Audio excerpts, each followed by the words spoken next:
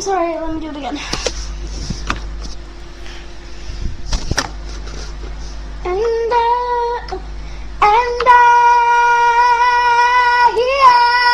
I will always love you.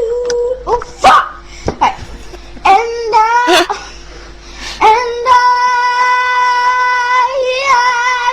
will always love you.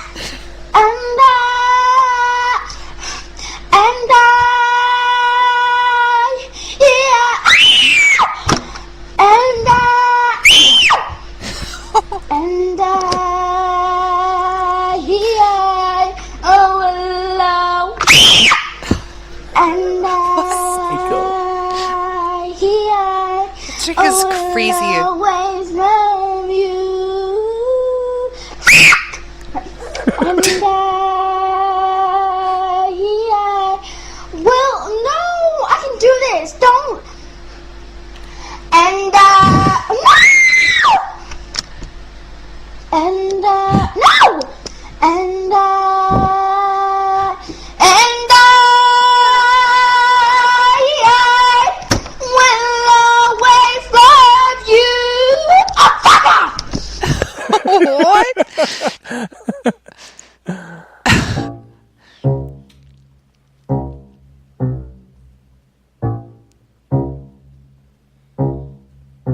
Yeah. Got that genie in my blood, got that juju on my pin, got that Lucy on my tongue, got that num on my teeth, got that Molly in my tongue, got that mushrooms in my teeth. Is you finished? Is you done? Bitch, I might be. I just got inside the club. Now I'm fucking with that lady.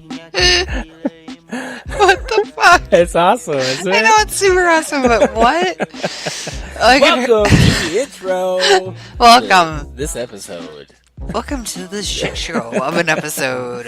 That very bad cover song you heard at the beginning was, what song was that, Frenzy? It was I Will Always Love You by Whitney Houston. Yes, and how did that psychotic little girl do? I would say on a scale of crazy to psychotic, 10 to psychotic.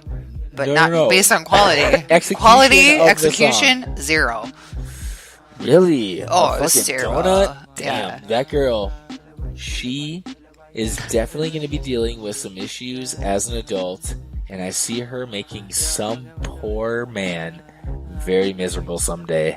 Yeah, she's probably gonna cut off his penis. Like Jesus! she's got it going. Wow. This badass little ditty that we're listening to right now is by Vincent Augustus. It's called "Kill the White." I don't know what that's all about. Racist. I don't know what that's all about. That's okay. But, I just got done talking about a 7-year-old girl being a psycho. So, but it's catchy. Listen to this. no, it's super catchy. It's catchy as shit. I like His this. voice is like this. So- and he say the things like this. This episode that you're about to listen to is with international headlining comedian Louis Katz. Yeah, he speaks Portuguese. He's funny as fuck. Yeah. Super fun and super awesome dude.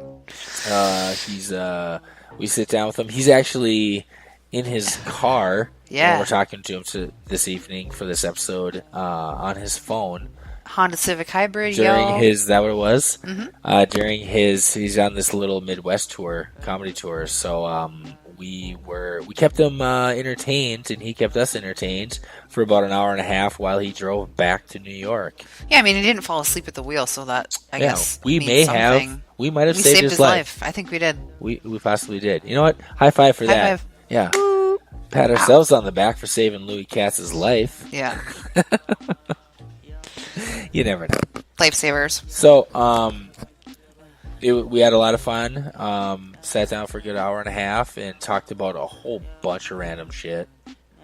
Yeah, so listen to it. Check Do it out. You're gonna. They're about to. As soon as this fucking intro's done. Yeah, let's wrap this shit up. But first we gotta thank our sponsors. Yeah, for we sponsoring do. this goddamn episode. Uh-huh. Comics Watching Comics. You can find that hilarious TV show on Amazon Prime. Seasons 1 through 5, 6 and 7 are coming soon. Are you can they? find them. They are, supposedly. I've heard it. It's coming soon. Stay tuned. Be excited. Stay tuned on Comics Watching Comics social media to find out when 6 and 7 are going to drop. Yeah, we'll let you know. Instagram, Twitter, Facebook, all the things. And if you're not an Amazon Prime member, you should be, because there's a lot of badass shit on there. We're not sponsored by Amazon Prime, but we have Amazon Prime, and It's amazing. And Watching Comics is sponsored. Yeah, they're on Amazon. if you have an Amazon Prime account, fucking Comics Watching Comics is, boom, free. Way cheaper than Netflix, just saying. Is it? Yeah, it's like half the it? price. Oh, Netflix went really? up to like $14.99 a month. What? Yeah. Well, worth it. Still worth it. Plus, you get free shipping on shit that you order at That's your true. house. Yeah. Also, sponsoring this episode, the Sportsbook Box Office Podcast. Hosted by Kevin Goatee and Jeffrey Paul. Fuck yeah, two New York comedians Talking shit. sports, Movies. and yeah, giving a lowdown on that kind of shit. Being super cool. They're on all the podcast streaming platforms. They're on all the social medias. Go send them your love. Listen to the show and follow it. Do it. Do it. Fucking Frenzy Just said so. do it. All right. We sit down with Louis Katz. Yeah, we're out of here. Yeah. Enjoy. Enjoy. Thanks. Our next guest is a very funny guy whose album is called If These Balls Could Talk. It's available on iTunes. Give it up for Louis Katz, everybody!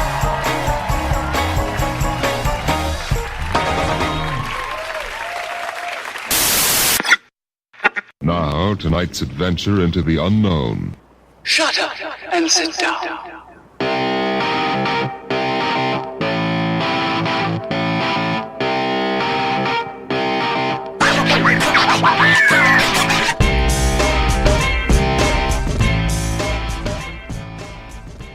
Welcome to the show. Welcome. I'm having a lot of difficulties maneuvering this space age mouse here. Yeah, it's a crazy mouse. It's got the ball on the outside. See, it looks like something that came from another planet, and it's a pain in the ass. But I'm challenging myself to try it out. Yeah, I Just for hated it, one so I episode. gave it to you. Frenzy, who do we got tonight? We have a guest tonight. We have comedian Louis Katz. How's it going, Louis? Going pretty well. How are you?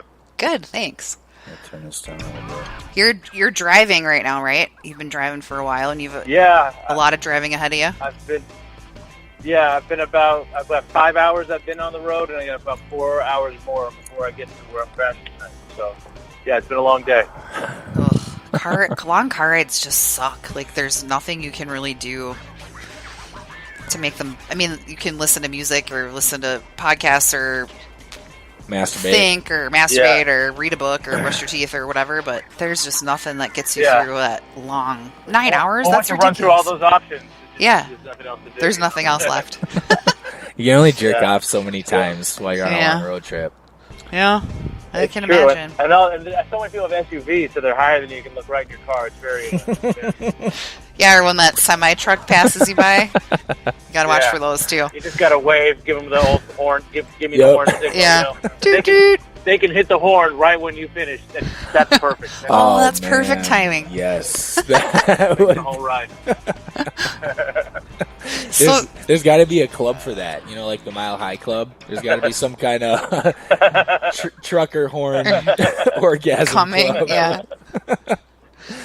We might have to workshop that. Come up with a good name for that. Oh, that's amazing. I love it. It's an elite club. I have It to is imagine very elite. There's not very many members of that club. No, you'd have to think that the chances of that happening at that exact moment are very rare. Yeah, you got to time that Very shit. exclusive club. Yeah, very exclusive. You're jet setting around the East Coast right now, aren't you? Well, it was actually I'm at the end of a little Midwest tour I did, where I was in Cleveland and Fort Wayne and Chicago, and then backtracked to Detroit, and then I was in Madison all weekend. And because I didn't schedule anything properly, I'm just driving the whole way from Madison all the way back to New York. So, Blah. Oh, yeah. Oofta. that's cool. The Midwest tour. How come you didn't come to Minnesota? Yeah, what the fuck? Rude. It wasn't. Is it on the way? I don't think I hit. I would have to go. You'd have to go further. A little bit farther. Further and further from West. from my home. I mean, it was already a little crazy going all the way to Madison, to be honest. Yeah, that is a hike. Nuts that I did that, and now because I'd have to, I have to route myself properly. So I'm coming. So I have something to do on the way back. Okay. And I really don't have it right now. I already screwed up. I should have had something else to do in Ohio on the way back, because that's kind of the midpoint between here and there, and I didn't do that. So, but I'd love to go back there. Where are you guys? Where are you guys in Minnesota? Minneapolis, St. Paul, like Twin Cities area. Oh, cool. Yeah, I love. I played Acme a few times. I love performing there. Yeah, Acme's awesome. That is a fucking great club. Best ever. Yeah. Acme. Totally. House of Comedy's a good one. Yeah, the Mall of America. Oh, Because everyone loves going there. Pretty awesome. Yeah. So are you living in New York then? I thought you were originally an LA comic, weren't you? Well, I grew up in Los Angeles, and I started comedy in the San Francisco Bay Area, and then I've been living in New York for the last I don't know how many years. 9 years. 9 years, approximately. Oh wow. A lot of years. Was that a big transition? I would feel like it'd be huge. Yeah, well, whenever you move to a new city as a comedian, you have to kind of reestablish yourself. Mm-hmm. So that was kind of tough, and it's New York is very different from Los Angeles, just how I grew up, things like that. But it's very tailored to a comedian's lifestyle, with all the stage time and everything's open late. So, Makes I don't sense. know if it was tough. It's more hard to do. It's the hard thing to adapt to is just meeting new friends and stuff like that. And it's crazy. I've been in New York so long now, and then people come and go from New York that I didn't have friends, and I made friends, and all my friends left. So now I'm like making new friends again. It's kind of a weird cycle. Yeah. That's cool, though. You get to meet so many different people. You kind of have a little bit of a New York accent, honestly. A little bit. A little bit. Oh, really? Mm-hmm. I think that's just being Jewish. I don't know. My grandma was from Brooklyn, and she and my dad was born in Brooklyn too. They moved when he was pretty young, but she was pretty Brooklyn-y. Yeah. She had a real New York vibe there for sure. That's awesome. So do you think is it honestly a Brooklyn accent or is it a Jewish accent? Is that where that accent came from? You think it's? I don't know what you're hearing, but I'm going to guess that it is the same. I think it's the same thing. I think it's a Brooklyn accent is a Jewish accent and vice versa. Well, the way that I talk, I assume. I don't know what I'm doing. I can't hear it. I don't mean you in particular. I mean the actual, just the Brooklyn accent. My grandma's accent was like a New York Yiddish accent. That's what it is for sure. Yeah, definitely. It's like growing up in Brooklyn and having parents that spoke Yiddish, and that's why she spoke like the way she spoke. Crazy. Yeah. Where does our accent come from? Yeah. Can you tell our Minnesotan accent? I'll tell you, the Midwest accent, the first time I heard that, it blew my mind. I was talking to people for maybe an hour, and I figured they're visiting from some Scandinavian country, I swear to God. Yeah. And then they said they were from America. It blew my mind. I was like, I can't believe that. I couldn't believe it. It sounds and it still sounds odd to me. I'm not used to it. I'm very much not used to it. But it's so weird. Yeah, it's a trippy accent for sure. The vowels. I think there's something. Yeah, the long vowels. Mm-hmm. I think there's something comforting about that Midwest Scandinavian Canadian type accent. Yeah. Something comforting, like with a Southern accent. When you have like a middle-aged woman with that soft Southern accent. Yeah. Well, it's very friendly. I love a Southern accent, but your accent sounds so friendly and so nice. Especially these shows I did this weekend. I don't know if it was just because I was in Madison or I was working with Gary Goldman, who has he's a very intelligent comic, but everyone was so nice, it was freaking me out. It was like really weird. Everyone's so earnest, they're just like really sincere. It's like, it sends off like, New Yorker like spider sense, like what is going on? Why are you acting like this? It just makes They're out to get anxious. Me. But I think everyone's just friendly. I don't know. It was weird. Yeah, they are just kind of. That's how it is. It is weird. That's the rumor. Yeah, some of us, I guess. Not all. You need another. You need another cocktail? Sure. All right, I'll do the first one. Well, yeah, and when I messaged you about being on the show, you were probably like, "Who is this weird Minnesota person?" Yeah, who's this robot? Yeah. I mean, like, I just, I should have been more careful. I had no idea what I was doing. I know. Like, this could have been some kind of like I don't know, neo-Nazi podcast, and then all of a sudden I'm on there. I didn't know what it was, but so far it hasn't been a lot of Nazi talk. So no Nazi talk, no cult talk. We should be good, I think. Yeah. We'll see. We got some time. So you're driving back in your car. Do you rent a car, or do you have your own little vehicle that you use to travel for all your shows? I have a great system in New York where my girlfriend's parents let me take their car all over the place. Nice. To let me drive it. That's awesome. Yeah. And then you can write off the miles. Like a new.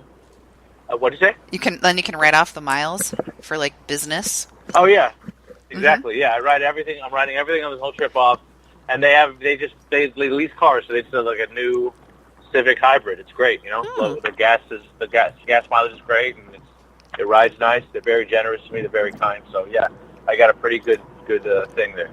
That's awesome. Yeah, the whole gas mileage thing, like, you don't think about it when you're a kid. Like, when your parents buy their cars, they're like, why do you have this gross, ugly station wagon or whatever? And then as an adult, it's like, yeah, I need something with good gas mileage. Makes you just feel totally like my father in a way, like old. Like, I care about gas mileage because it saves me money and it's efficient. Yeah. Efficiency is not fun, generally. But, no. We gotta make it fun because otherwise the planet will die or whatever. But I don't think about gas mileage or even driving now. It's like I'm using their Easy Pass, for all the tolls the whole way. I must owe them so much money. I got to pay them back for that because I'm going through so many toll roads. It's just horrible. I feel terrible. So I got to get them back when I get back to New York. That's something we don't ever really have to deal with. The tolls. I can't imagine. That would piss me off, having to pay just to use a road every single day. Especially if you live in, like, New York or something. Yeah, the closest... Well, it's impossible for... Go ahead. No, you go ahead. I was saying it's impossible for me to calculate it. Like, I didn't realize there would be this many tolls on this drive. So because I don't usually have fly places, and I was like, I'll drive out there, it could be fun. I could add work on. But, man, I had no idea how many toll roads there were. It's really nuts. And because it's the Easy Pass, the electronic thing, I have no idea how much money it is. So really, I'm just gonna give my girlfriend's dad. Here's just $100. I don't know how much it was, but hopefully this covers it. Yeah. I don't know. Yeah. What is an average toll? More, what does an average toll cost these days? Per toll? I don't know. I drive through. I drive through and it beeps. I have no idea. I mean, it could be worse than $100. I have no idea how much it is every time I'm going through these things.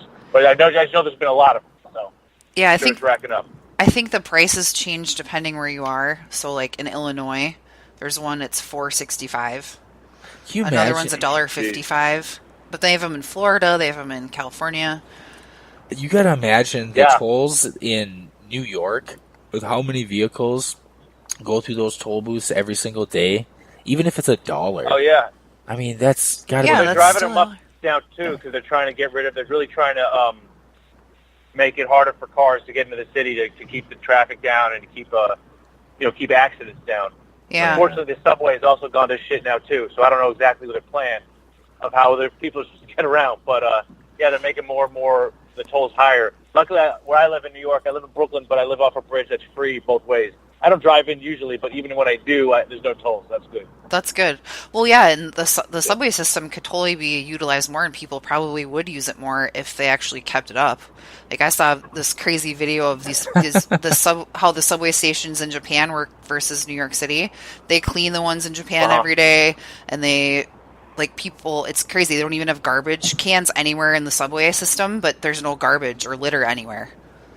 And people that's very true. I've been to Tokyo, and it's a weird thing about New York because there's trash cans everywhere, yet it's still so filthy. I don't know how that's possible. Yeah. And in Japan, the opposite is true. There's no trash cans, and it's very clean. I don't know if people taking garbage with them. I don't know how that works. But yeah, it's crazy. Just over the last year, it feels like the subway in New York has really gotten screwed up, and it used to be so reliable, and there just really aren't anymore. And the subway that's right off my where I live, where a lot of people live off the L train, They're going to have to shut it down for over a year to fix damage from the hurricane. So that's going to be like an apocalyptic mess over there. I don't know what's going to happen. You know? That's crazy. I know that with me. I'm gonna spend a lot of time in LA. That's what I'm going to do. Yeah, there you go. How long into comedy were you when you moved out to New York? I must have been about maybe 8 or 9 years in, I guess. Oh, okay. And how old are you? How old are you right now? At this moment, I'm 38. Okay, 38. So he's my age. Yeah, you're around the same age as us. Yeah, I've been doing comedy a long time though. It'll be 17 years in June. So I've been doing it. I started right out of college, and I've been doing it ever since. So that's awesome. What did you go to college for? I studied like third world political economy, kind of. Not very funny topic. Yeah. And I just thought it was interesting. You know, my parents got BAs, and it didn't matter. That wasn't necessarily the profession that they ended up doing. Mm-hmm. So I thought I could just study something that was interesting. But I do wish, in retrospect, that I at least minored in like English lit or creative writing or something closer to what I do now. You know, I'm a little. I regret that a little bit, but yeah. It was still pretty good. I mean, I had a pretty good college experience. I learned, you know, I don't regret going or anything.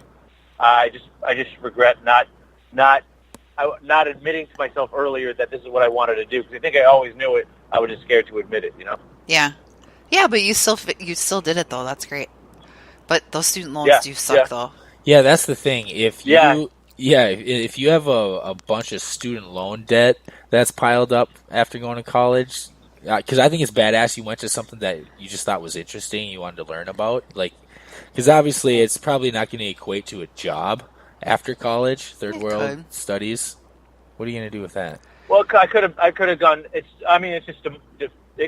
diplomacy. There's tons of business that goes on in those countries. I could have done something with it if I'd wanted to. Okay. You know, and I learned a foreign language and things like that. So there were job possibilities, just not ones that I wanted to do. You know, I mean, it's certainly more useful than like a straight up actually it's more useful than what I said I should have majored in, really. Yeah. To be honest, like, if I'd applied it, I could have got a real job, you know. Yeah. English lit, I could have taught English lit. I don't know what else I could have done, you know? That's true. But did you have any idea that you wanted to go into comedy while you were in college? Is that something that you were even thinking about? I was in a sketch group. I was in an Asian sketch comedy group. Yes, because that was all they had where I went to school. Yeah. And I'm not Asian, by the way. I know you can't hear that I'm not Asian. I guess I said I was Jewish. There's Asian Jews, but I am not Asian. So it was odd that I was in an Asian sketch comedy group. I joined that, and that was, when was that? I joined it like my sophomore year, I guess. Okay. And then I did this sketch that like was hugely successful and also kind of controversial. But the one night it went off so well, I remember just lying like awake in my bed, being like, "Oh, I have to do this. I have to do something with comedy." Yeah. And I wasn't sure what. And then I studied abroad for a year, and so I kind of like just was ruminating on how I want to pursue it. And then, strangely enough, everyone thinks stand-up comedy is so hard. It is hard, but it was like, to me, it was the easiest. It was the least barrier to entry. It's like I don't need other people. I don't need a story. It's just funny. It's just me being funny. So that seemed easiest, and so I started doing that right after I came back from the year I studied abroad. I studied in South America and Brazil, so I had the year was off a year. Their school year starts in January. Yep. So then I only had a semester left of school. And right in that last month of college, I started doing open mics, and I've just been doing it ever since. That's awesome. Earlier you said before that you learned another language. Was it Portuguese? I speak fluent Portuguese. I lived in Rio for a year, and I've been back several times since then. That's awesome. Wow. Yeah. I think it's so cool when people can speak other languages fluently. I wish I spoke more. It's really kind of an eye opener, and it's cool to just realize how other people are thinking, or just it changes up how your mind really works, kind of. And how different people communicate. and slang and stuff like that. Totally. So what countries speak Portuguese? Brazil, Portugal. Angola, Mozambique, Macau, I think that's more of a city. Goa, which I think is also a city. I think that's it. That's all. It's a very useless skill. But I'll tell you, if you ever see me, if I'm telling someone, except in this case, but if I tell someone, especially a woman, that I speak Portuguese, if I'm trying to hook up with a girl, I will mention that I speak Portuguese within the first 20 minutes of conversation. Somehow, I'll find some way to shoehorn that into the conversation. Yeah. Thinking that will impress them. It has never impressed them. Really? But I will still shoehorn it in. I'll get it in. Yeah. Let's try a little experiment here for science. I want you to give Frenzy your best pickup line in Portuguese, but don't tell us what you said. Okay. Oi, gata, você tá muito gostosa. Quero comer você direitinho. Did it work, Frenzy? Yeah, I don't know what you just said, but I liked the way it sounded. Are you feeling all warm and fuzzy yeah, inside? I'm all tingly. Oh, works on Frenzy. That's funny. And you're never going to know what he said. I used to be able to I'd be more comfortable talking dirty in Portuguese. Well, yeah, that makes sense. Because I don't feel self-conscious, and it feels like there's all kinds of things I say in Portuguese that I didn't like. I wasn't self-aware of how it sounded. And it sounded cool to me saying them in Portuguese. I'm very self-conscious talking dirty in English. I don't like it at all. Well, yeah, I am too. It's weird. It's super weird. Well, because everyone can understand what you're saying when you say it in English. People can get offended. But then if you talk dirty in Portuguese, you have a cadence on your side too, where you're like, yeah, it's a little sexier. It's like also I can be someone else. Like right. I'm always like, why do I don't want to talk dirty because I don't want to hear myself. Like I'm not, you know what I mean? Like why? I don't know. It's like it's not me that's turning me on. It's the woman I'm with. So why do I want to hear more from me? I don't know. It's just my own thing. And also, I just feel. I mean, there's lots of comedians that have a bit about it, but I'm like, I just feel that line. I'm going to cross the line at some point. You know what I mean? It's like I just don't know where the line is. The line could be like, "Yeah, you dirty slut," and then they're like, "It's rude," or like, "Yeah, you don't call me a slut." Well, that's the thing. My girlfriend now she's such a feminist that I'm really like I can't. There's a limit to how dirty I can get. She doesn't play that shit. She doesn't like any of that. Yeah. I got a friend who says that the more feminist and in charge the woman is, the more submissive they like to be in bed. But not my girlfriend. She's not like that at all. She doesn't like that. So. Yeah, I wouldn't see that with a strong feminist type woman. I see her wanting to be the dominant one. You see that with men. You see these. No, not. I think it's people like they usually don't want to flip their roles in the room. That's why all those super rich billionaires are the ones that like to get peed on. Right. That's what I'm saying. That's not usually not just the president, but other billionaires. It's a billionaire thing. Yeah, but that's usually a male. They're always in power. So they want to be like degraded. They don't want to be in power. Yeah, that seems to be predominantly a male quality though. For those rich CEOs, it's always a guy that wants to get pissed on and get his ass beat because he's in power all the time. You rarely see a woman wanting to be. Some woman who's like a strong feminist or in some kind of, high-powered CEO type job. They don't want to get pissed on. Maybe not pissed on, but there is like, how about just a hair pull or like you know what I mean? Like yeah, maybe that kind of stuff. You know what I mean? Like a hands around the throat kind of thing. Like you're not going to choke them out, but a little bit. Hair pulled, all that kind of stuff. Yeah. And then there's a range of that. That's the beginner level, and you can go on from there. So it certainly exists, I mean, I think a lot of women are into that. I don't know. But a lot of aren't. I don't know, Yep, we're just all crazy. That's why you don't know.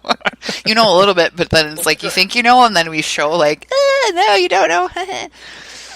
Well, it's just all different, so you just can never assume. I mean, every guy has their kinks, but I think at least guys' physical bodies generally work the same, whereas like women, it's like always different thing. And Oh, yeah. It's so different every time. It's really, really intricate. It is. And hard to learn. It's hard to learn. Yeah, they make one of each model when it comes to women. Mm-hmm. Off the assembly line floor, every single one is just a little bit different. Yeah, who was doing the quality checks? No one. Well, there's some comedian who was in it like it was like a weird, like a secret code, and he would do it like he was like, I wish, maybe it was Richard Jeni, but I'm really not sure which comedian it was. It was definitely like an old school bit where he's doing the codes and like he's twisting all the different knobs, like it's like the nipples, and it's like a weird like safe that he's trying to remember the code to. Yeah, I don't know who it is, but it's a great bit, you know. I'm definitely gonna try and find that. If I find it, I'll send it to you. Please do. I'd like to know who it is. It's a great one. Yeah, you can pull off saying some really inappropriate shit in a different language. To somebody who's just the only language they speak is English. Yeah. Like the frenzy, I bet you there's a handful of languages you could say some just dirty, obscene things in, and it would sound like you were saying one of the most elegant poems ever. Something just totally romantic. I'm sure everything in French sounds like that, And there's also the thing where it's like you don't really know. It's hard to even because like the first thing I would learn in any foreign language is the curse words, Yeah. But like it's hard to know the nuances and of how dirty things sound unless you're really from somewhere. You know what I mean? Like like to explain I could see like to explain the nuance to some the English version of between like pussy and cunt. You know what I mean? Like for someone to get that you know what I mean? Like that's a huge leap right there. You know what I mean? But if you just learn that those are two words, it's hard. It's really hard to explain that. I don't know. Well, yeah. If you obviously if you say, "Hey, stop being a pussy," you know that you're being like, "Stop being a wuss" or being whatever. Yeah. But a cunt, like she's being a cunt. And we have had heated debates over this, Frenzy, on the show before, and I think we came to the conclusion that when you're calling somebody a cunt, you're basically calling them a bitch. You're not calling them a vagina. Right. You're not calling Absolutely. them. You're not calling. Yeah, them, but it's I've heard people. It's like I think the origin of the word matters to some extent. You know what I mean? Like I don't know. I just try and listen to other people. I'm not as sensitive to words as everyone else. But then again, I'm a straight white dude. So what are you going to say to me that's going to hurt me? Not much. I feel great. Right. It's a good life. It's pretty much impossible. But I think you have to think about because you're saying but you're not meaning vagina. You're meaning she's being a bitch or something like that. But the same thing was like why you shouldn't use like gay to call something lame. You know what I mean? Mm-hmm. You're saying that being gay is lame. So maybe that's a false equivalency. Maybe those aren't exactly the same.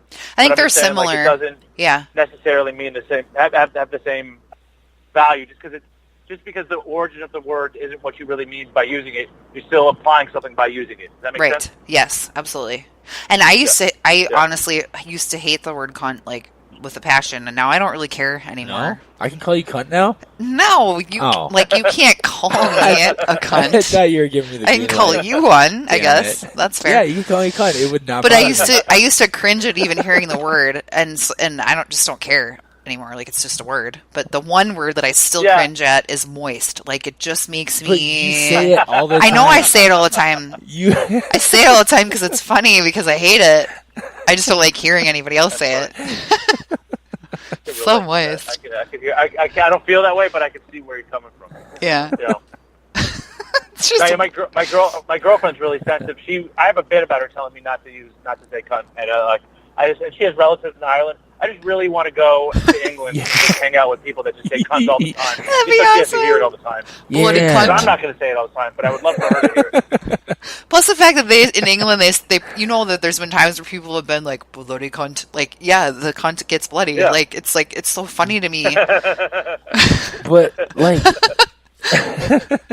but when they use cunt over there, it's not even really like a curse word or a swear word over there to them, right? I mean, doesn't it? I feel like it's just like more dude, of a normal, kind of like, like dude, exactly. It doesn't really have a negative connotation and a negative intent when you call somebody a cunt. Yeah, well, and then you think about okay, so the word douche has been thrown around more often in the past few years than Why it is was so before. many things And I don't revolve know. around vaginas and dicks? Well, and the funny When thing you're- is in German, douche means to like take a shower or take a bath. Yeah, well, the same yeah. thing. Yeah, Like sure. a douche, you douche your vagina, you're cleaning it out. You're giving your vagina a bath. Yeah, I'm sorry for anyone that ever had to do that. That's got to be weird.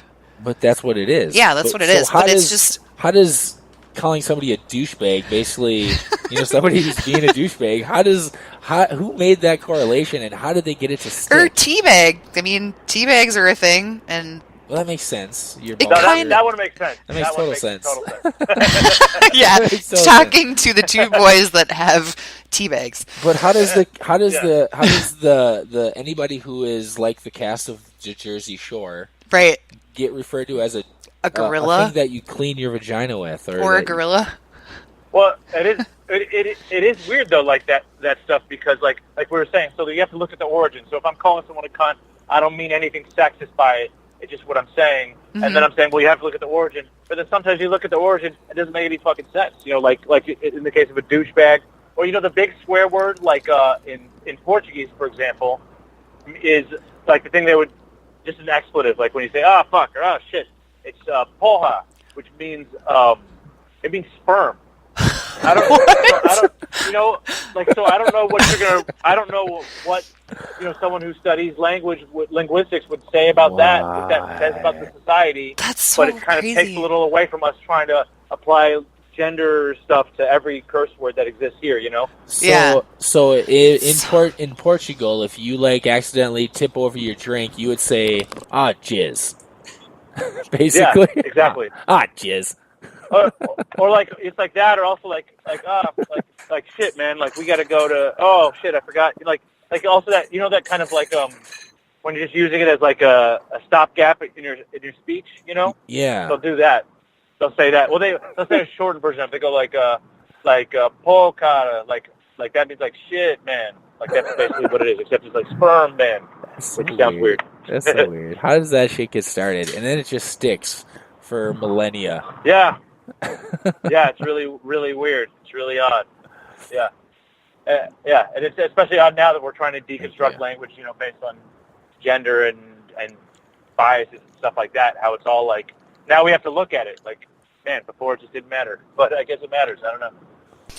It's just crazy. Every year, I think Webster puts out the new words that have been added to the dictionary.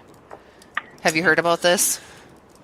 Yeah. Well, yeah, didn't they do the other definition of literally? So now literally means literally and figuratively? I think heard so. something about that. This year alone, 2018, they added 150 new words and definitions. Holy shit. That's a lot. Wow. Last That's a lot. year? There's 2018, March of 2018. So cryptocurrency is now in the dictionary, along with a chiweenie, which is a cross between a chihuahua and a dachshund. Oh, stop it. Dumpster fire. Dumpster fire has been added. It's a How- disastrous event. So Okay. they're like melding in the Urban Dictionary. Kind of. Yeah. Uh-huh. Some of those I think they kind of should, like, is it their job to keep, I guess there was always, like, you'd always see a word and you'd see the slang definition, but I thought slang kind of stayed out of there a lot. Well, I don't know. I thought Yeah. the dictionary was for proper English. But apparently not, because you know what? One of the other ones that was added this year was ain't. Yeah, ain't. Why apostrophe ain't? Shut up. You are all not. Really? Are you fucking That's what it's. kidding That's me? what the meaning is. You Yanked? the meaning is how it says it has like noun, verb, pronoun, blah blah blah. The description is other, and it means you all are not.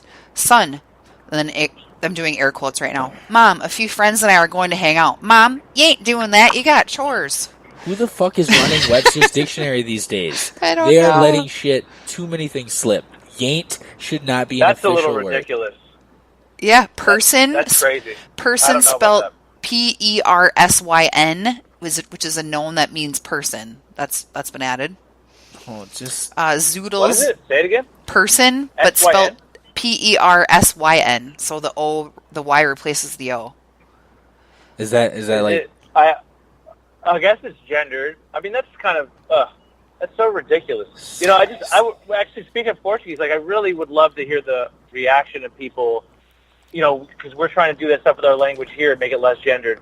But what about in languages like Spanish or or Portuguese or any of these, I guess probably all Romance languages that are like, gender is the root of the language. Yeah, So absolutely. how are you going to change that? How is that going to happen? You know, you're going to change the whole language? Yeah, like I know a little bit of German, and there's der, die, das. Der is like it could be male or female, and then, or no, der is male, das is female, and then die is. It's getting a little both. ridiculous. We don't have to totally reconstruct the English language. Okay, based on how you feel at the moment. I have 2 more words that got added that I have to share, because one of them, I used to work as a server in the restaurant world, and we used to call it a clopen, like back 15 years ago when you'd work from closing shift and then you'd open the next day, you called it a clopen. Clopen? That's been added to the dictionary. Seriously? And then rapey. That's cool. Rapey. Rapey? What was that last one? Rapey. It's an adjective. Rapey. It's suggestive of rape, giving off a creepy vibe. That one I think should go in. That's in there. There's 846 more. It's crazy. Rapey. I've used that before. That's nuts. Yeah. Yeah. Language is such a cool thing, though. I mean, you think about how different it all is whether you're in the United States and you're in Minnesota versus Wisconsin or in other countries, or it's just linguistics in itself is a pretty cool thing. I should learn more. Maybe I should go back to school for that. And also, like, we're like tripping, like, they're trying to change it or this or that or the other thing, but it's like, it's all fluid. You know, it's changed. It always changes. That's been true. the same forever, and it continues to change.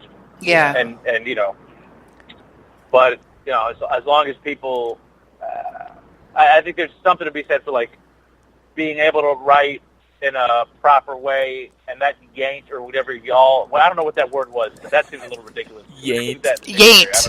Yeah, it's like you ain't. Yeah, you ain't gonna go do that's that. not cool. Is ain't in there now? And then I don't know why, but my voice just gets like, I try to be ghetto with it when I say it. It sounds southern to me. It So could go racist. either way. It could go either way, really. It could be real urban or real southern. Yeah. Yeah, there's a fine line between the two. Well, But, the whole language thing, too. I mean, I think ain't was probably always in there, but it's just, I get, maybe a dictionary isn't for proper English, but I thought kind of it was. I mean, I don't know. Maybe it's not. I don't know. Well, I remember being a kid and I would say ain't when I was younger, and my parents and my teachers would be like, ain't isn't a word. Or ain't a word. Ain't a word. You But know? my mom still gives me shit for saying, my girlfriend's name is Molly, for saying me and Molly instead of Molly and I. Yeah. She still gives me shit about that. And I just can't, it just sounds, I sound British. Like, this is ridiculous. I don't want to talk like that. You know, Yeah. who speaks like that? But, I mean, she's right, but still. Wasn't there a movie called Molly and Me or something? Molly and I is how it should, Molly and Me is also incorrect. That's Mike and Molly. I think Molly and I. I could have swear there was a movie called Molly and Me. Marley and Me. Something else. Marley and Me. Marley and Me. Okay. About the dog. No. See, that's wrong too. And there's another one. Molly. I forget. There's another one. See, they got it wrong. I don't know. They don't I give don't a fuck. Well, and the other thing that's weird is that with the whole language thing, that they stopped teaching cursive like in 2013 in schools, That's fine. which is fine. Fuck cursive. But now that they have, Finally. that all the kids have, you don't need cursive, but now that everyone has iPads, like, how much do kids actually write these days? Like, can they actually write their name? Like, they don't need to. There's no reason for them to. Yeah, well, signatures might become basically obsolete at some point. Well, yeah, you can just. Oh, they should be obsolete. They're so goofy the way you scroll it, like especially on an electric, like on an iPad when someone has a square. Yeah. It doesn't even look like your signature. And you're like, No, well, it's I just guess like it's a there. line. Like, what are you proving by having done that? Nothing. You know, anyone could have squiggled that. You know. Oh yeah. I think I'm just going to start drawing nipples or like balls and dicks instead of my signature. That'd be I was- awesome. I was just gonna say, like, do you have any idea how many times I've signed a receipt or a credit card receipt or something? And I've just written boobs instead of my actual name. Really? Nobody cared. Nobody even. For real? Looks, yeah, nobody looks at it. I just do a straight line with a period at the end.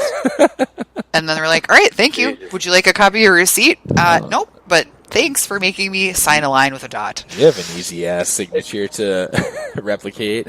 Yeah, right? But it's the whole point of it. Like, why are you making me sign it? I do have a card that has the chip in it, so some stores, not all of them, maybe 2 that I frequent, you can just scan it. You just put it over the top of the little credit card swiper. Yeah. You don't even have to insert it. You just hold it over there, and it goes beep, and it's done. And that's supposed to help, like, people, those crazy spies that have their technology in their pocket where they can steal your credit card information while it's in your pocket.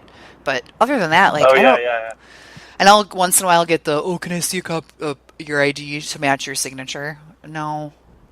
Like, you think to match your signature? Is that what it's for? I thought it's just to check. Just they want us to make sure you didn't I think it's proving that your name matches the. I think it matches the card name. Right. I think it's both. And in Minnesota, our driver's license, our signatures show up on the actual license, and then if you sign the back of your credit card, where it's mostly like nerdy people at like video game shops where they're like, Okay. Nerdy people. Well, yeah, they are. They work at a video game shop. Them nerdy people on their signatures. They live in their mom's basement.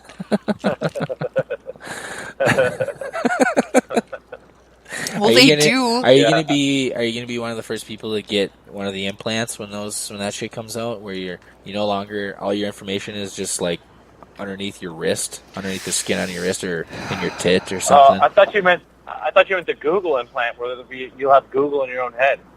Oh, I would get nothing done. I would honestly just be all day long Googling shit. Just Googling shit in your brain. Oh, man. You're sitting there in your chair drooling with this starry-eyed glare, like your eyes rolled back in your head, just Googling shit in a YouTube rabbit hole.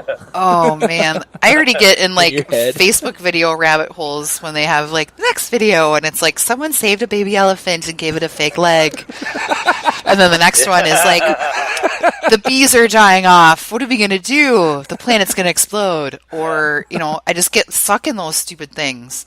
It's so annoying. Yeah, there a few years ago when they were, like, at the peak of their algorithm, yeah. It was like, I would just be entertained all day. I For some reason, I'm still sucked in by it, and it's stuck now. Like, I don't like anything they're showing me. It's garbage. Yeah. People I don't know. But I'm still sucked in. I don't know what it is. It's like force of habit. It's weird. And then I'm like, save. And most of the time, I don't even watch the whole thing. I'll just save a bunch of them. It's like binge watching TV. I'll save a bunch of them, and then I'll go back later and watch them all at once. What pisses me off is I'll do the same thing. I'll save a whole bunch of videos or articles or whatever, or something I see on Facebook. Kitchen gadgets. I'll just see a headline, and then when I go back to actually watch or read whatever it was I saved, how like 40 to 50% of the time, it's some bullshit like fake article. Some huge news stories. The headlines sounded like some really interesting story.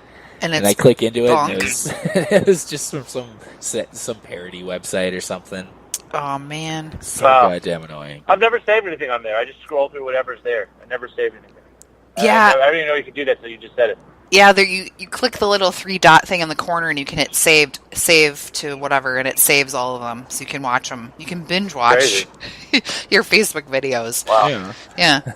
Wow. I do have to say, though, that I like looking up news stories like daily. I don't like watching local news because it's usually weird and depressing, but on Facebook, they kind of have the news section, and there's always kind of random, unique stories on there. I like it. Huh. And then you can get links to other, like, local, like, if it happened in Florida, then you get, like, the 3 local Florida stations, or the news anchors are super orange and have leather skin. I'll only click on the trending stuff. Besides, I don't get news on there. I didn't really know that was a section. It's like it's funny, like you're teaching, I'm already upset with how much of a time suck Facebook is, and now you guys are teaching me all these different ways. I'm teaching you to be on it more. So, I know. YouTube can be a bad one too. If you have time to actually watch videos. That one I haven't got sucked in on. But I tell you, usually I take even though I need it for work to promote my stuff, I usually take Twitter and Instagram off my phone. And I had them back on to promote this whole tour. Yeah. He's fucking with me. I got to get him off the phone. You're like, get out of here. The other one that I don't know, you might be that you could get addicted to, which I am, which is also a time suck, is Pinterest. Even though Pinterest sounds like a total girly thing. It is. It is, but there's dude shit on there too. True. there's tons of shit on there for dudes. You just For have to embrace it and not feel. For some reason, chicks just eat up Pinterest, and dudes are not. Well, really and it's got interested. the algorithm too. So like lately, I've been looking up like keto recipes or like no carb recipes, trying to get like summer ready. Yeah. And now every time I go on there, it's like, oh, do you want to make this egg bake? Do you want to make this keto friendly thing? And it's just like they know what you're looking for. But I kind of like it because I'm like, yeah, fuck yeah, I want to make that. Save that, save that, save that. Send that to somebody. Save that to my mom. Oh yeah, all these apps they got it figured out. It's kind of creepy. It is kind of creepy. And then you'll be talking about something earlier that day. It's super creepy. Like there's articles, it's like they're purposely making it addictive. Yeah. And every other thing that that every other company that makes things that are purposely addictive, we have laws to scale it back and to protect people, except for internet stuff, because it's so new. But it's pretty. I mean, that's their job, is to keep you clicking and keep you on there. Mm-hmm. Well, yeah, and if you search for, let's say, a dining room table, you just Google dining room tables near me, or you go to a certain website, and then maybe 3 days later, you're like, I don't need a new dining room table. I'm going to look up something else that's important, and then you get the side ad on the side, and it's like, buy this dining room table from Overstock.com, and it has all the different ads, and it shows like the exact picture of the dining room table you're looking at, and I'm like, what the fuck? I know, it's so creepy. Oh, and get this, I'm currently planning a bachelor party. Ooh. For a friend of mine. Yeah? But he's gay, so basically my Google search engine is just full of male prostitutes right now. I mean, That's awesome. Anyone who looks through my history is just like, wow, you got a problem. You come out, be open with this.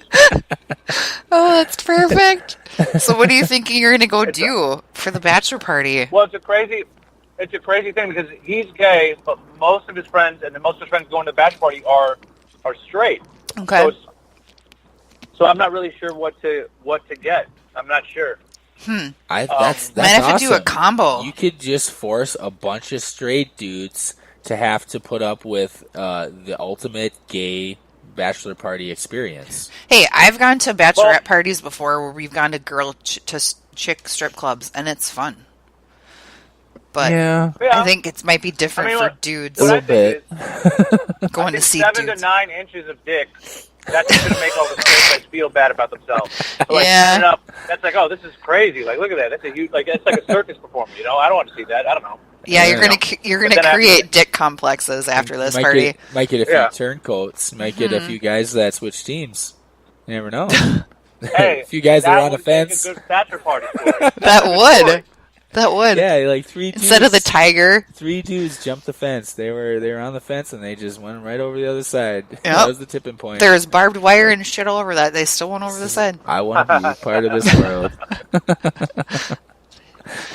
Oh, that's fun. But I am thinking about getting a man and a woman because you really can't. There's nowhere to really see that. It's that is kind of like a one-time thing. Every strip club's very gender specific. Mm-hmm. So to have both of them together seems kind of neat.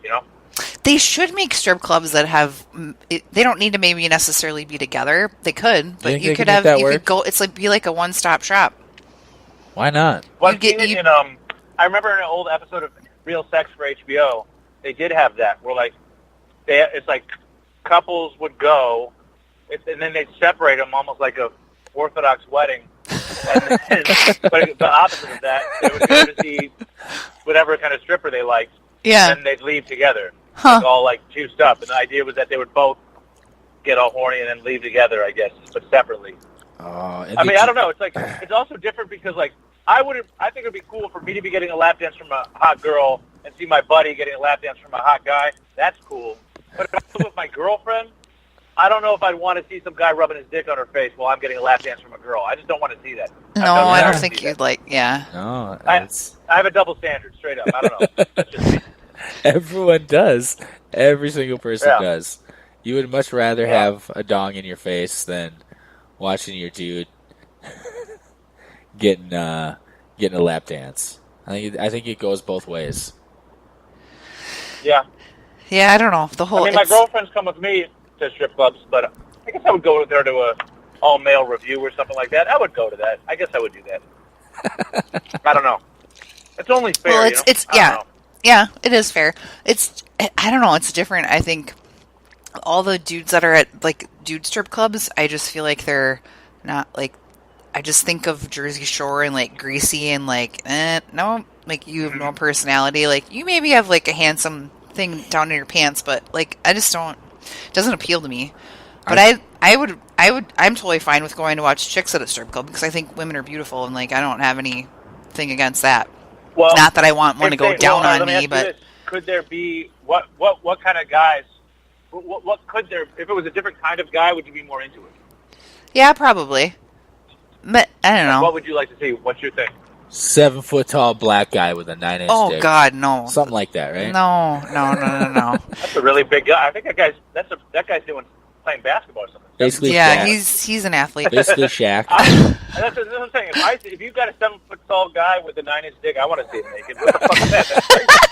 Right? I guess it'd be fine to see him naked, but just don't come near me. Be like, That's a lot. it's a lot. It's the thought that counts. Yeah. Oh, yeah. I don't know. What would you want? What would I want?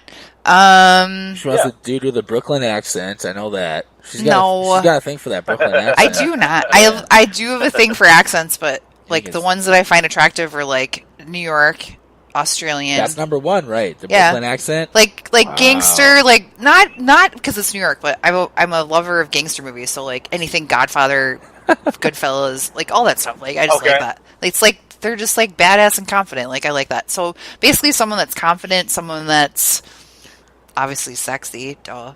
But I don't know. I don't really have a type. I really don't. Somebody who runs a criminal But I'm just organization. talking just a strip club, though. You can't even hear their voice. They're just dancing for you. So what do you want to see? Purely who do you want to physical. see dance for you? Who do I want to see? Someone with an accent? No, because they're not going to talk. That's what I'm saying. I guess someone normal, not like someone that's like. No, Somebody seriously. with a dad bod, a beer gut. Not a dad bod, not a Very gut, back. but like just normal. Like you don't have to be ripped. Whatever. I'm serious. You're so full of shit. No, I'm not. I don't. That does not appeal to me. That whole whatever. It doesn't matter. Maybe like Childish Gambino. He in that new video, he's kind of got a nice body, but he doesn't look like a stripper. He doesn't have abs or anything. Yeah. Well, Maybe obviously like that not level? someone that's like not someone that's skinnier than me, because that'd be weird. So somewhere Okay. somewhere in between Matthew McConaughey and Seth Rogen, somewhere in the middle. Yeah, Ryan Reynolds would be fine too. Ryan Reynolds is probably Or Ryan Thor. Reynolds is past Thor. Matthew McConaughey. Ryan Reynolds is a far sexier man than Matthew McConaughey. Yeah. Or what's his nuts from He- Guardians of the Galaxy? He's pretty hot too. Chris Pratt. Yeah. He's an outdoorsy guy too, which I Yeah. like. That's the Matthew McConaughey type. I Yeah. think Chris Pratt. I think Chris Pratt is the middle between McConaughey and Rogan. That's Yeah. Chris Pratt. That's the guy. Yeah, that's it, I think. Yeah. So those four dudes. Plus he's At the like same kind time. of funny and goofy. No, not those four dudes, whatever. Four dudes. Gangbang all of a sudden. Yay! Whoa, we were talking about lap dances, Wednesday. No gangbanging in You the TikTok. just said four of them at once. Lap dance. You went to the gangbang. Okay. Whatever. Ah. Oh shit. So, after the gangbang talk, Yeah. It went off the What? rails. a where little you bit. where you headed right now? You're headed back to New York. Yeah, I'm breaking up the drive. I'm stopping at my my aunt and uncle's place in Pittsburgh tonight, and then Oh, I'm driving nice. back to New York tomorrow. I've There been you out go. for 2 weeks now. I'm ready to go home. I'm tired of being out of here. So Yeah. Yeah. Do you have any I'm pets? usually Do not you, out for this long. do you No, they'd be dead. They'd be dead. This is true. Oh, I bet you're. So, do you have some time off when you get back for the next couple of days to kind of chill and hang out after being gone for that long? Yeah. I'm just hanging out in New York for a couple of weeks, and then I'm Oh, good. Then I'm in and out of the West Coast for the bachelor party and wedding for my friend over the next over all of June. So Nice. going back and forth. So that's not far away. What have you actually decided on what you're gonna do for this bachelor party? Because you're the best man, I assume. You got to plan the thing. Well, I'm not technically the best man. I'm just the bachelor party guy. It just sucks because I planned the bachelor party for our other friend, and I kind of knocked it out of the park, and now I got to live up to my own high standard, you know. So it's a lot of pressure. But what'd you do for the last one? Actually, tomorrow on the drive home, I'm going to try and lock everything in. There you go. I'm excited to hear what you do. What'd you do for the last one that you knocked out of the park? Well, that was kind of easier because my friend had always wanted to go to Portland, Oregon, and Portland also is like one of the places that supposedly has the most strip clubs per capita. So I just planned all that out. But I also know Portland very well, and I have a friend who lives there, so I was able to like plan it ahead of time. I feel like it's easier when it's like a destination that people actually want to see. So it was like we went to all these strip clubs. I worked it out so like instead of a limo, I just kind of I rented a van for the weekend, but a van that they use to like for touring bands. So we'd all be rolling around in this kind of cool black van. Nice. I found a guy who this is actually a cool service. They should have this everywhere. What this guy does is he's got like a foldable motorized bike. He'll meet you somewhere and drive and be your designated driver and fold up his bike, put it in your car, and then he'll drive your car home. Oh, Pretty that's cool service. badass. Instead of like an Uber and all that, having to deal with all that crap. That's cool. Yeah, It's your own car. So I found that guy for like one night with us. I had my friend up there and his girlfriend. They have a cabin up in the woods. Went to the cabin for one night. So that saved us money, gave us a change of scenery. I mean, I really knocked it out. I mean, I did a great job. I'm not trying to be arrogant, but I really did. It was a nice bachelor party. We went hiking one day. I mean, it was fun. And is the bachelor party going to be in the San Francisco area? Mm-mm. No. This one's going to be actually in. So we wanted to keep it like kind of local. We're in LA, so we're going to Joshua Tree, which is like an hour or two away. I've camped and rock climbed there. It's amazing. Palm Springs. Yeah, I'm a little worried because it's mid-June though. I'm like, are we just going to be like baking all day? Like how hot is it going to be? Hopefully it's not too bad. I went there, I think, in July, and it was hot as fuck, but it cools off at night quite a bit. What's in Joshua Tree? I thought that's just where people went to like do mushrooms. Well, it's a national park. It's inspired by the album Joshua Tree by U2. But they have rock climbing, and it's just, the Joshua trees are kind of just, they almost look like they're from a different planet. Like they're like a cactus. Yeah, like or like a Dr. Seuss book, right? Yeah, like the Horton Hears a Who. Kind of that book. Oh, he was sitting on a Joshua Tree? Yeah. Basically? Basically. Huh, interesting. But it's pretty close to Palm Springs, isn't it, too? Well, Dr. Seuss did a lot of mushrooms. Yeah. Yeah, it is close to Palm Springs, and I mean, there could be mushrooms or other drugs. We'll see, you know. That's all. Yeah. All those things are an option. But, it's just a weekend because people got jobs and stuff.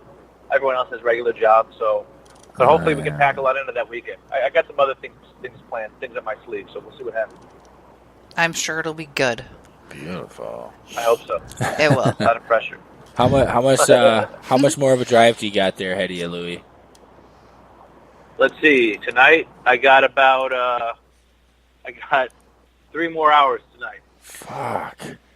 God damn, that's way too long. It's a long one. It's a long one. I like to peak out around 6 hours. You know, is really what I strive for. Amount of time to drive in one day. Yeah. Well, just even getting up and stretching your legs. That's not an option here.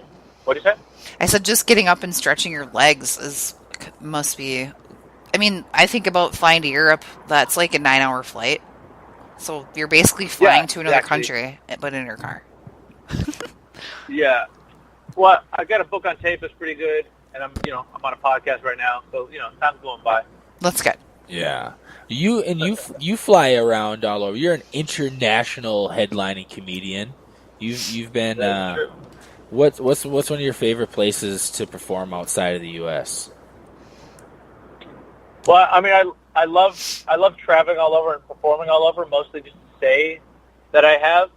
But I also don't love performing for people where English is their second language. I have a very language-based act.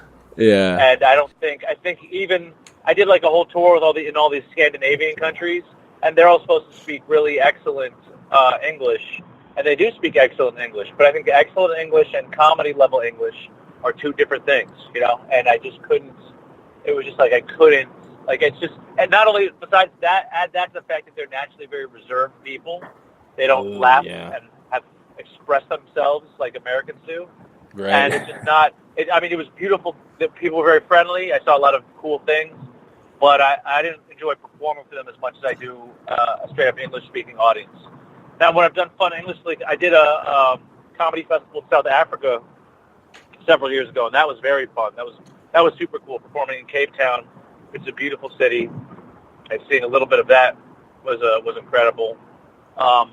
Thank you. Probably I've done also. I did a show for expats in a crazy bar in Thailand once. That was awesome. Oh shit. I did one show in St. Petersburg, Russia, that one was really crazy. It was just arranged last minute by a local comic. I'm going for like half an hour, getting no laughs, like eating it, like not some laughs, like eating it. And there's people there, but they are not laughing, except for one guy up front sometimes. And I'm like, oh, do you speak English? He's like, yeah, I speak English. And there was a second microphone. And so then for the second half hour, I would do a line, and then I gave him the microphone, and then he would translate it into a Russian.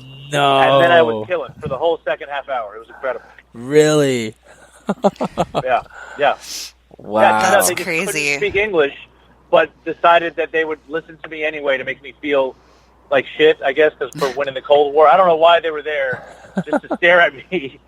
I tried to talk to the guy after, like, why did they come if they don't understand it?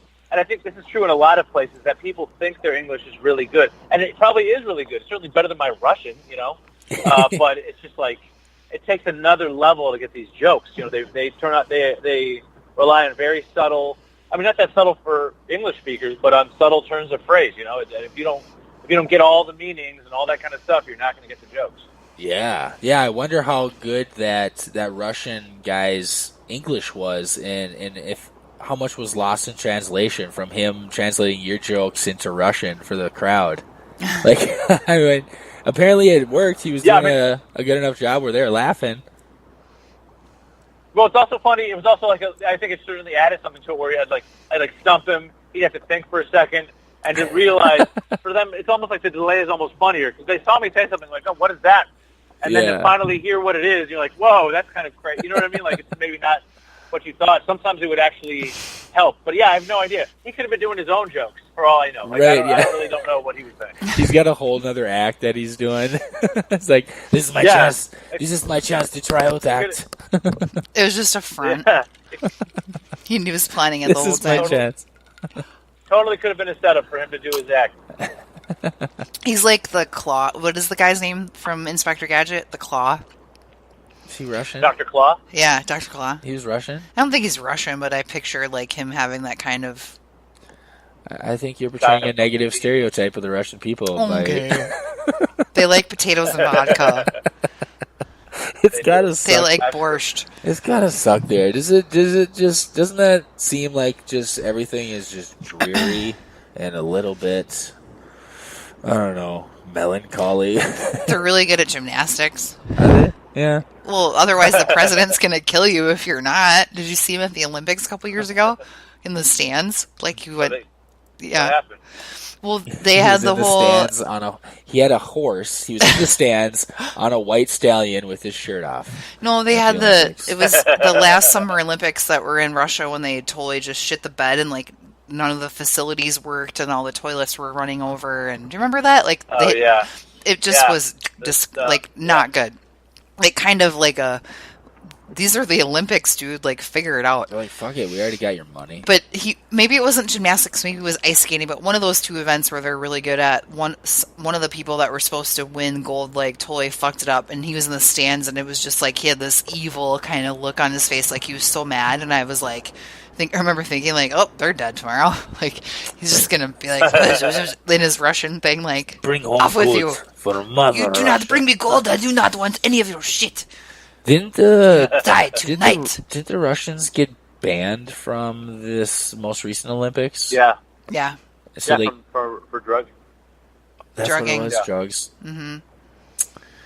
But they still had... They took someone had a detailed journal about all the drugs they were taking and that kind of...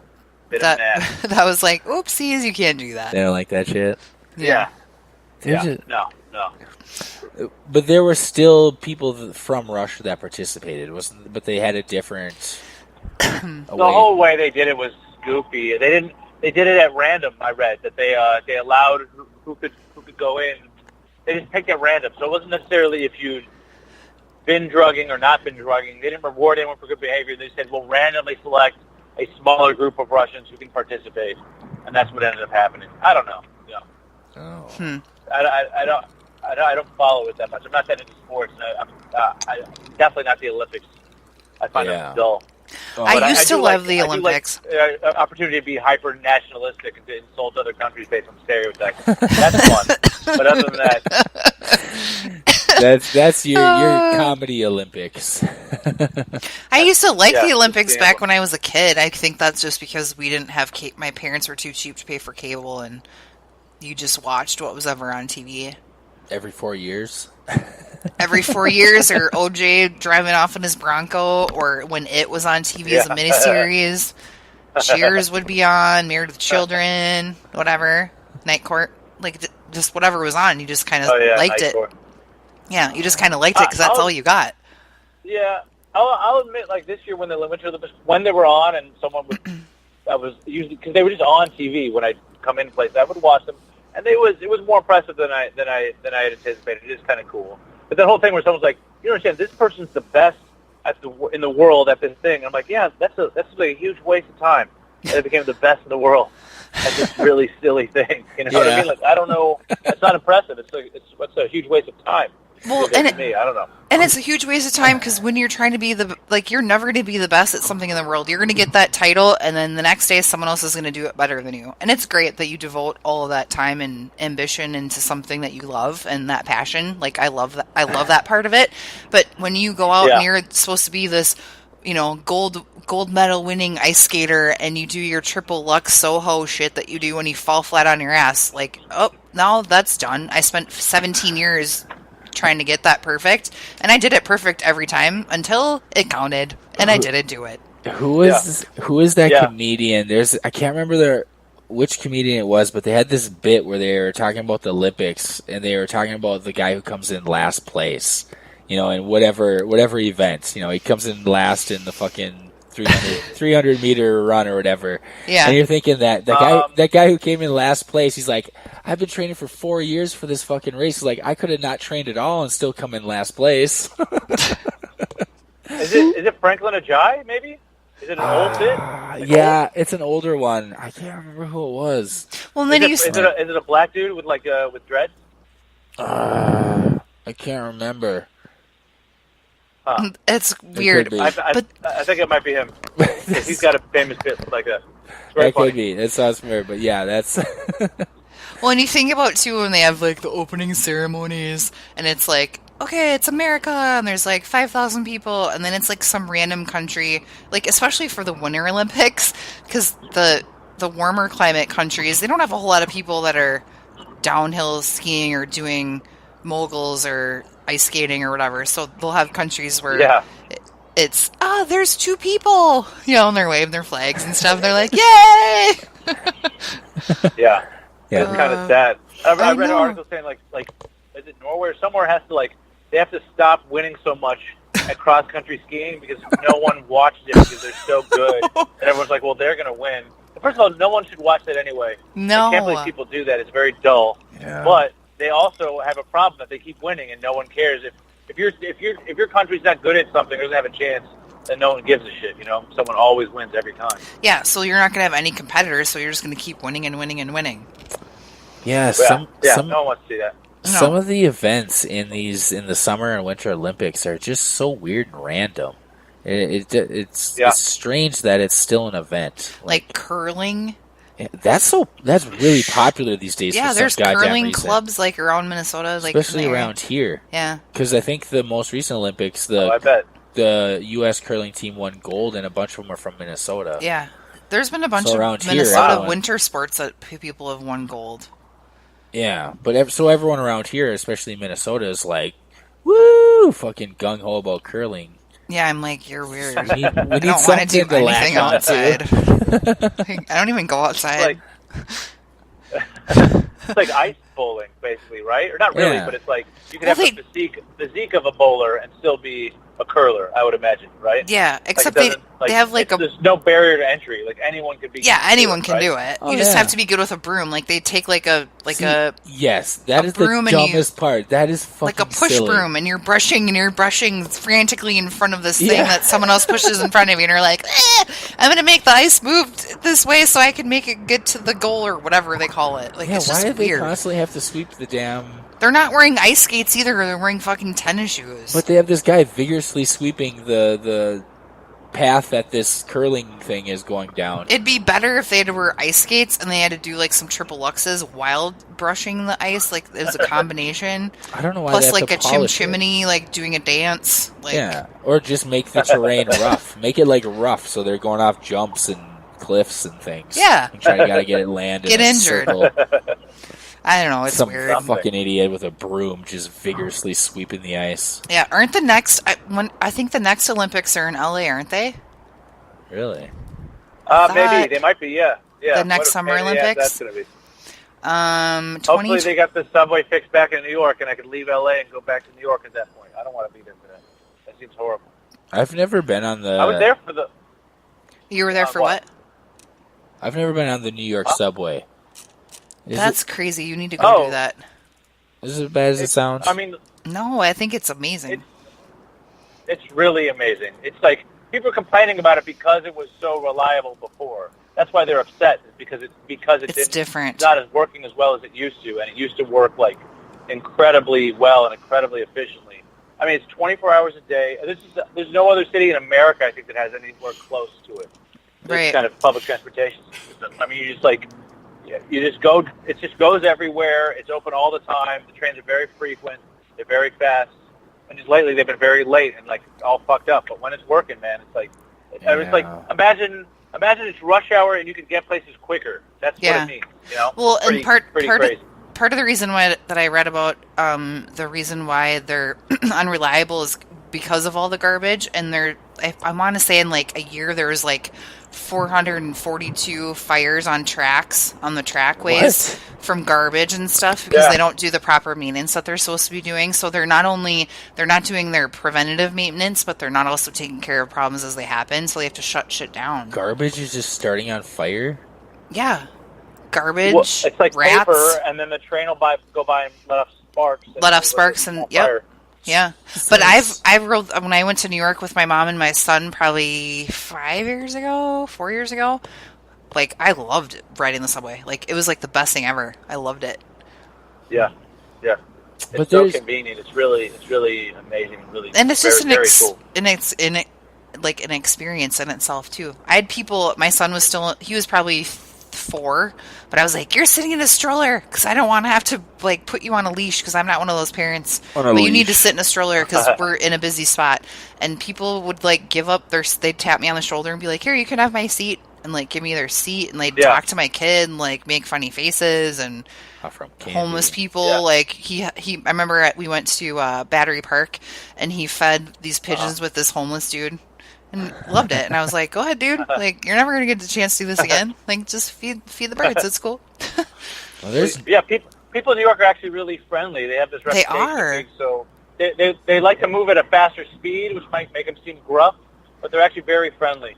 Yeah, and I had that kind of, I guess, thought process in my head when I went out there for the first time that like New York people are kind of crabby, but then I was like, you know what it is? They're busy and they're trying to do all their shit and get through their day and just do their normal life, and they've got all these tourists and all these people like in the way that don't know how to cross the street or don't know how to call for a cab or just normal things that they do in their busy lives. Like they have all these other people interrupting that, but they still will be helpful and like help you, but they're just like, figure it out, I gotta go. Like they're just busy. I agree with you. That's probably the common misconception is because they don't have time for your slow pace Midwestern shit, they can come across as gruff.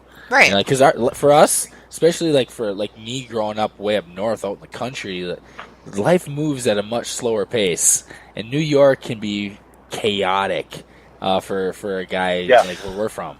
Well, okay, and I feel like I'm the type of person that like I'll walk fast down the street and like I don't have any problem, but I would notice like my mom would just stop in the middle of the sidewalk, and I'm like, Mom, what are you like? Stop! Like, move over to the side. Like, you're being such a tourist. Like, figure it out. Like, yeah, they get the big corn-fed, slow-paced Midwestern tourists coming to New York, and they got places to go, and they're like, they just want to be like, bitch, move. Yep, exactly. But everyone that I encountered that I met was awesome. Like, I loved it. So, it's a misconception, people. Just be street smart. Like, don't be dumbasses. There's no other place like it in the country. No, that's amazing. Yeah. Hopefully, I'll get back there eventually. Maybe in like 25 hours. You've got. I'm looking at your website here. You've got a lot of shows coming up in May in New York. Yeah, I've got just a bunch of things. If I'm not on the road, I'm doing shows in New York. So if anyone listening is either in New York or is planning on visiting New York, I'm usually at the Comedy Cellar or Gotham Comedy Club about once a week, pretty regularly. You can find it on my website or even just send me a message. And even if I'm not doing a show, I can tell you the good shows to check out. So that's awesome. Always look me up if you are in New York. New York's such a great place for comedy. Yeah, it really is. I mean, there's no shortage of stages in the New York area. Yeah. Especially if you're actually, it really is great. Especially if you're actually good at slinging jokes, like Mr. Louis Katz. And you can find pizza pretty much whenever you want. There's so much pizza. It's crazy. There's like a really, really great pizza place just like across the street from my apartment, and it's just too much. Like I've gotten really addicted. into it, man. I just can't be eating pizza every day, but it's so delicious. It's so delicious. It's like really good pizza, and it's right there. It's not healthy. Yeah, and it's the kind that like you have to almost use two hands to like fold it over. Oh yeah, it's crazy. It's just delicious. I recommend it. Williamsburg Pizza. It seems their font makes you see the font on the sign and be like, this is a good pizza. Ignore the font and have the pizza. It's excellent. Williamsburg, you said? Yeah. Brooklyn? Yeah, it's Williamsburg Pizza in Brooklyn. It's not even like rated one of the, I don't know if it's rated one of the best, but man, it's really good. It's crazy good. Man, I'm getting hungry. Well, and that's what they say the thing about pizza in New York is because of the water. It makes a difference in like the dough and stuff. Have you heard that before? They say that it's the pizza and the bagels. That might be and true. Bagels. I don't know. It's also the way they cook it. I mean, this pizza's like, it's crazy thin crust, and the stuff that I get, it's like, it manages to be like crunchy and chewy at the same time. Oh, that's I don't know how the to do best it. combination. Really great. Damn, yeah. now I'm getting hungry. The bike rack outside has like a picture of like a collage face with a guy with nerd glasses on. Kind of. Is that the place? What? A mural. Oh. Maybe it's not. They have three. I don't know if there's a mural there. There might be. I don't know. Well, they have three locations. Oh yeah. Google it. It's the one in Williamsburg. It's the one on Union. That's okay. The one I like. 265 Union. The one by my apartment. Yeah, they've got one on Lower East Side, and then they have one in Barclays Center too. Oh, so there's I didn't know three. That. I didn't know they had different locations. I think it's just lucky that it's like, you end up liking your local thing, or at least you end up eating there because it's close to you. But this place is like actually legit very good. So. I like it. Now I want some pizza. Yeah, me too. I don't think I'm going to find it. It's just a bunch of Arby's and McDonald's on this whole Oh, yeah. You could go to Arby's and order off the secret menu and get a meat mountain. Jesus. Have you heard about this? Disgusting. Yeah, it's totally disgusting. It's basically every kind of meat and cheese they serve in the whole building plus extra stuff, and they put it on a sandwich, and it's like $12. Disgusting. I know. Don't do it. I would never condone it. I'm just saying, like, so that really worked. yeah. I went from being starving to like grossed out. Like that's a thing. Like there's people that actually go there and purchase that and eat that. Ugh. That's not good. 3 a.m. and you're coming home from the bar, I just might eat that. Not a meat mountain. I might. I'd get like a slice of pizza or maybe. That's why Waffle House makes so much goddamn money. The bar crowd. Gross. Then you've so you've also got a podcast, the Oh no, that's canceled. But you can listen to old episodes. But I haven't done that in a year. I just keep it up there so you can listen to old episodes if you're interested. You should but do I it. didn't like it, so I stopped. You don't like it? Why didn't you like it? What happened? The commitment. The I like being flexible and not being tied down to anything, so I didn't like that. And then I felt like I didn't feel like it was getting me anywhere, and it just felt like it would take up a lot of my time, and I didn't like it. But I was still good at it, so you could listen to it and see that it was good. I just didn't like it. I believe it's good. We'll listen to it for sure. 54 episodes up here. The latest one is... I gave it just over a year, and I was like, fuck it. That's right. You got 54 episodes. The latest one, you got the full charge as your guest on the latest one. Yeah. Episode 54. That makes sense. Yeah. Fulcheron's a good friend of mine. Yeah. I love that dude. Funny ass guy. Fulcheron. But so I got that on there, and you can also people should check out my album. Really, is what I like to push. Is it's called If These Balls Could Talk. Yes. And it came out on Comedy Central Records, and you can get it everywhere. And I'm gonna have a new album coming out shortly in the next couple months. So look out for that too. That'll be coming soon, but not yet. Oh, do you have a title? All recorded. I'm just waiting to see. To get the art done and then put it out there. Nice. That's exciting. When is that happening? Yeah. April? I don't know. I have 2 phone meetings tomorrow with different labels, so we'll see what happens. Ooh, so this year sometime. As soon as possible. It's all edited. It's all ready to go. So. Where'd you film it at or record it at? I ended up recording it actually in Portland, Oregon. I was at Helium Club up there. Oh, okay. Nice. Helium, that's a good club. That's exciting. Yeah. Yay. Good deal. For sure make sure to listen to that. It's really good. So, I mean, of course I'm going to say it's good, but I really do think it's really good. I think people are going to like it. I'm sure it's good.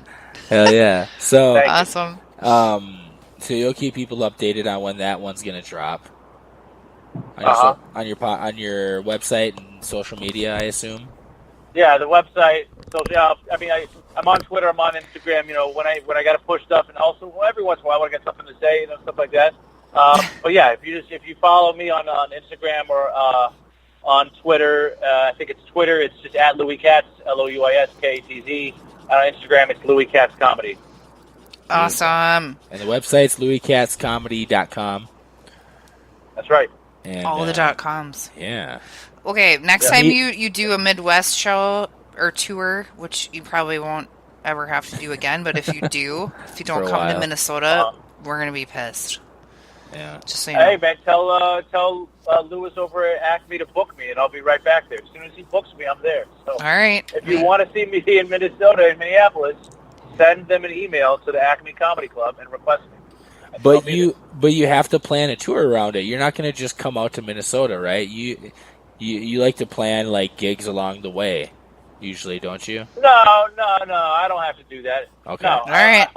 I do that when I think I can add more on, or if I'm doing like a one night kind of like a cool like independent rock club and stuff like that. Yeah. Then I'll just go out and add little nights on. But if I can get a weekend at a club, I can just come fly in, do the weekend, and fly out. Beautiful. So, good. Yeah, we should try to on Acme. Try to do that like state fair time, so you can come to the Minnesota State Fair and eat some gross food. I would love to do that. Oh, it's amazing. So good. Yeah, Frenzy's collecting comedians. I'm going to have a comedian party fair. where they come during the month of the state fair, and we all have a state fair party and go eat. She's trying to coordinate all these comedians to come to Minnesota at the same time, so we can all just go to the state fair and gorge on. Oh, there's so many good things. I mean, if you could set up a show, then we could all do it. It's not. Yeah. It's easy to make comedians go anywhere. You just give them money. Right.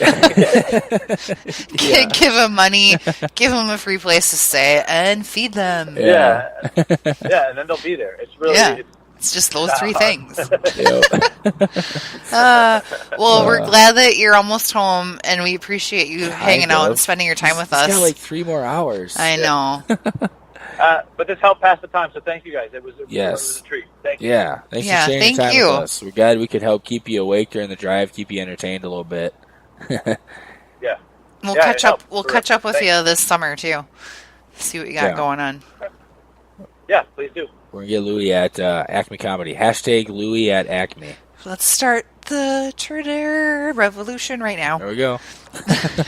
All right, Louis. Thank you. Thanks so much, brother. Drive safe. Yeah, drive safe. Thank you. My pleasure. All right, See we'll ya. do. Take it easy. Bye, You guys. too. Bye. Fuck this shit, I'm out. Fuck this shit, I'm out. No thanks. Don't mind me. I'ma just grab my stuff and leave. Excuse me, please. Fuck this shit, I'm out. Nope. Fuck this shit, I'm out. Alright then. I don't know what the fuck just happened, but I don't really care. I'ma get the fuck up out of here. Fuck this shit, I'm out.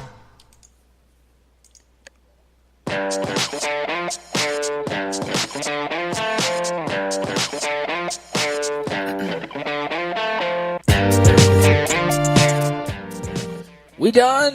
It's outro time. We are so done. Wrapping this shit up into a nice, pretty little bow. Yeah, pretty little bow. This will be coming out. This episode will be coming out probably a week or so after Mother's Day.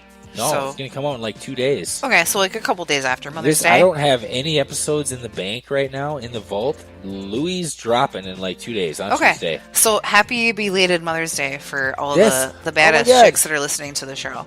I didn't even bring it up in the episode. I planned on it. I was going to be like, this is our fucking Mother's Day episode. Welcome, Louis.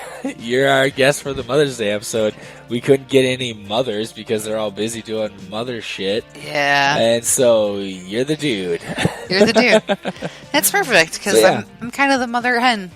That's true. Of the You are. podcast, You're so- the mama bird. Mhm.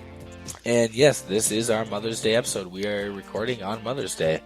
Yeah, I'm super frightened though of the duck situation, the rapey ducks. No, stop. Yeah. You're gonna give me nightmares. I Corkscrews. don't want to talk about the rapey ducks. Corkscrew penises. So Louis Katz, fucking love that dude. It's the first time we got a chance to sit down and get to know him and fucking conversate. Yeah, he was And great. Awesome. I could have talked to him all night. Yeah, he probably wanted to hang up on us like half an hour into it. I don't think but- so. I No, feel I'm like joking. I feel like he had a good time. No, it was good. Not only did we entertain him while he drove, We kept but him alive. I feel like he had a good time. And we saved his life. Yeah. So good dude, hilarious guy, hilarious comedian. If you're in the New York area or any of the spots that he's slinging jokes when he's on his tours, Yeah, or You need to check West him out. Coast in a couple months. yeah, we're gonna get his ass in Minnesota. Gots to. Gots to. You ain't done comedy unless you come to Minnesota. Don't you know? Don't you know? Okay. Thank you to our sponsors for this episode. Comics Watching Comics Yes, seasons 1 through 5 on are on Amazon Prime. right now. 6 and 7 are coming soon. You can follow them on all the social media platforms. Yes, like it, love it, Want some more of it? beg for more of it. Get down on your goddamn knees and beg for season 6 and 7 to drop as soon as humanly possible. I know. You'll laugh.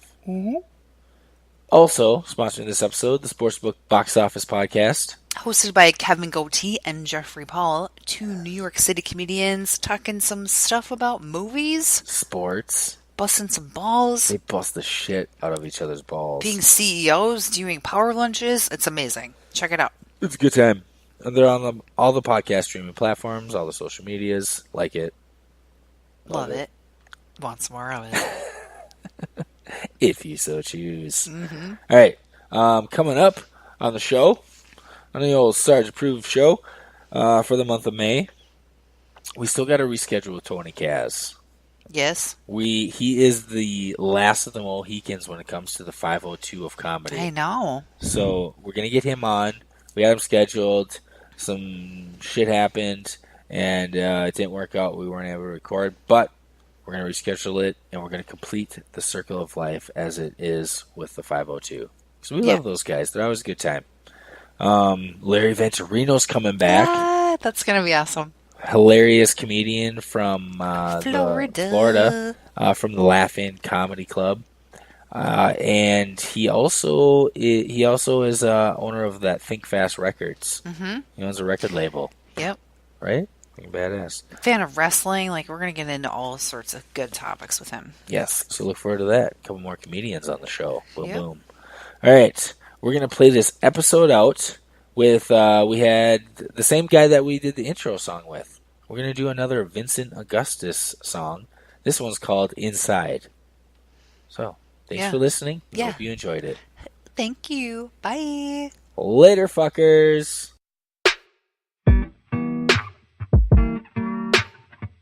Yeah, yeah, yeah, yeah.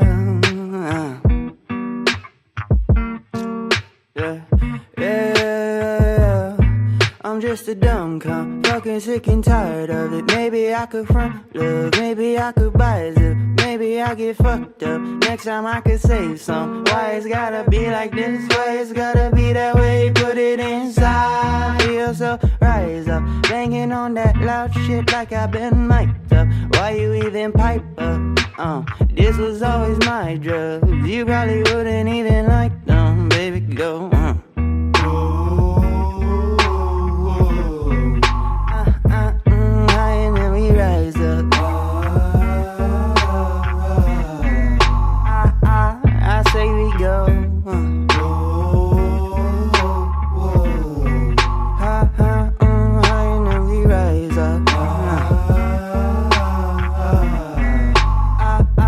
I say we go like crumbs high and then we hype some. I've been up, baby drunk, looking like she might bump, looking like she might come. What you tryna hide from? Why you gotta be like this? Why you gotta be that way? Put it inside. Let me get it right on, baby. You like it so sweet, you could get me tight one. Even if you ghost right, she could make you right. Some listen to what you say, wasn't that a nice one, baby? Go on.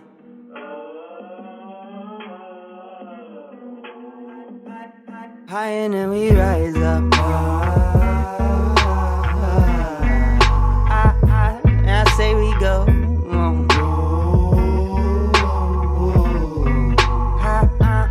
High and then we rise up. I say we go.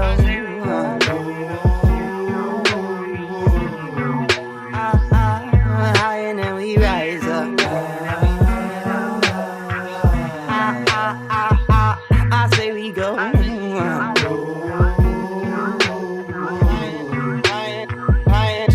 and then we rise up. I say we go.